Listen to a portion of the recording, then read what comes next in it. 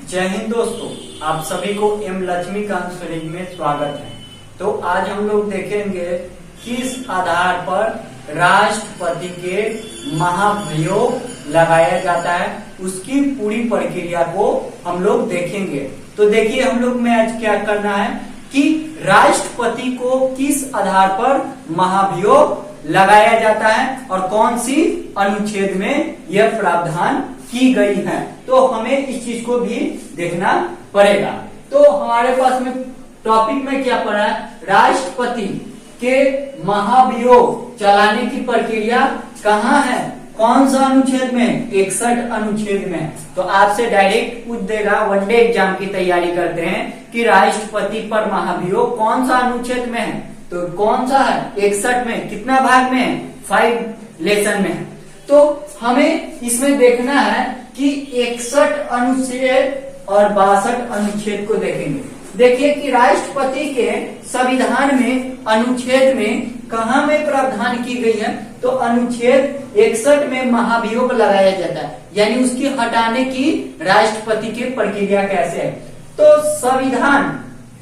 संविधान का अतिक्रमण पर आधार पर ही होगा, यानी राष्ट्रपति को केवल एक ही आधार दिया गया कि अगर संविधान का अतिक्रमण करेगा यानी तानाशाही करेगा तो उस पे राष्ट्रपति पर महाभियोग चला दे। केवल एक ही आधार है, यानी कौन सी आधार है, संविधान का अतिक्रमण करेगा जब हम राष्ट्रपति पर महाभियोग चला सकते हैं।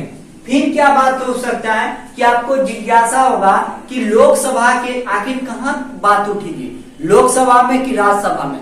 तो ये देखिए दोनों में से कहीं पर भी सदन में उठा सकते हैं बात, महाभियोग चलाने की बात है तो कहीं पर भी, यानी लोकसभा में भी चला सकते हैं और राज्यसभा में भी चला सकते हैं। तो दोनों में भी कहीं पर भी राष्ट्रपति पर महाभियोग लगा जाए, उनकी हटाने की प्रक्रिया लोकसभा में भी चल सकती है और राज्यसभा में भी होगी।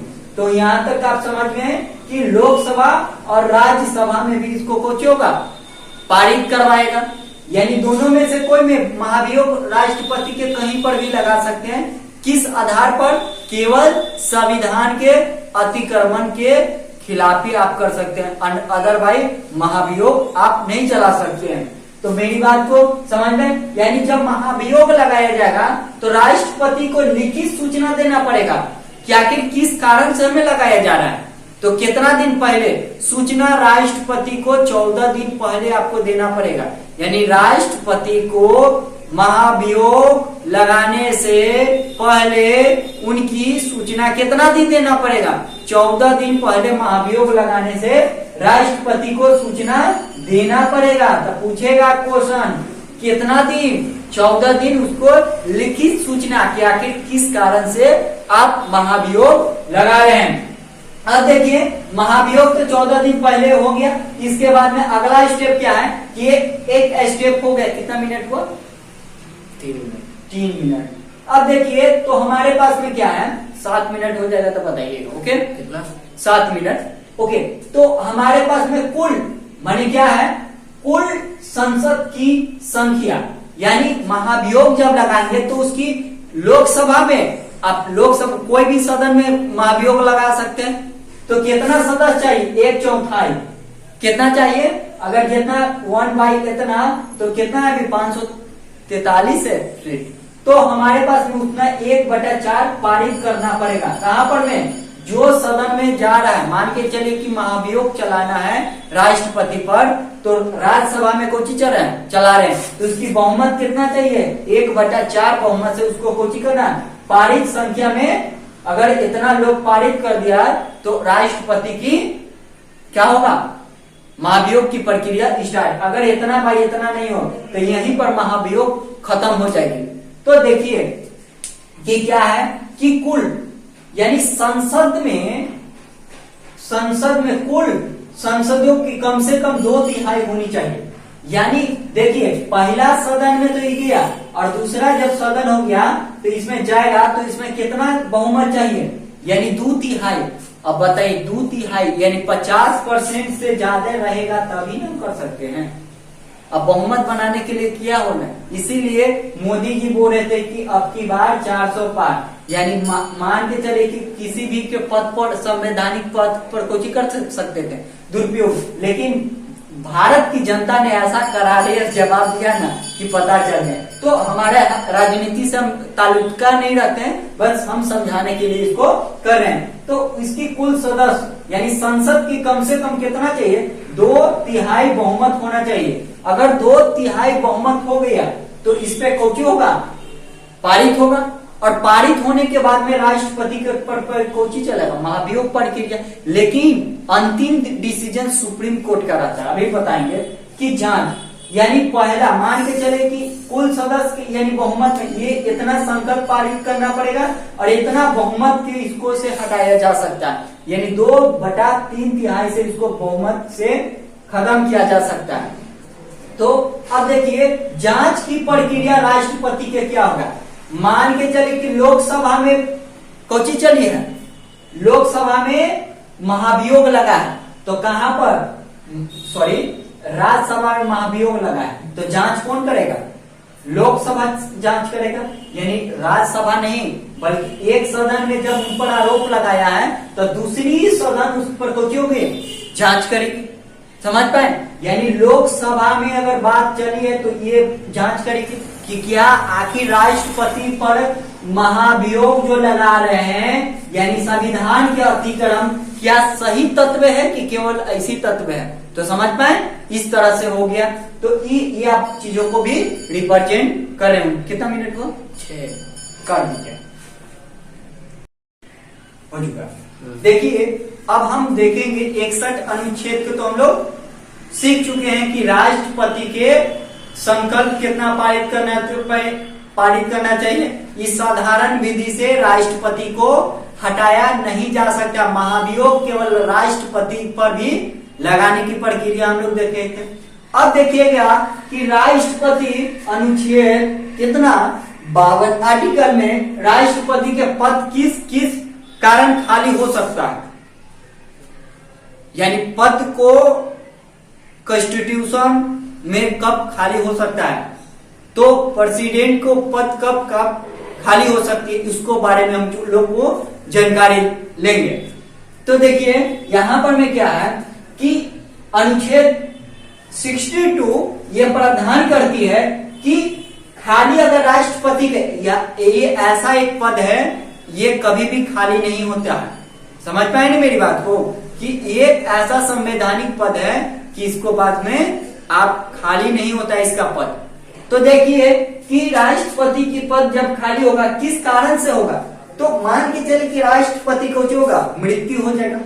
हमारे संविधान में ऐसा भी देखा गया है कि जब अति थे तो मृत्यु भी हो गई थी, तो राष्ट्रपति मृत्यु हो जाएगा उनकी मतलब कार्यवाही मतलब करने के बाद, तो उस चीजों को भी इनके मृत्यु होगा।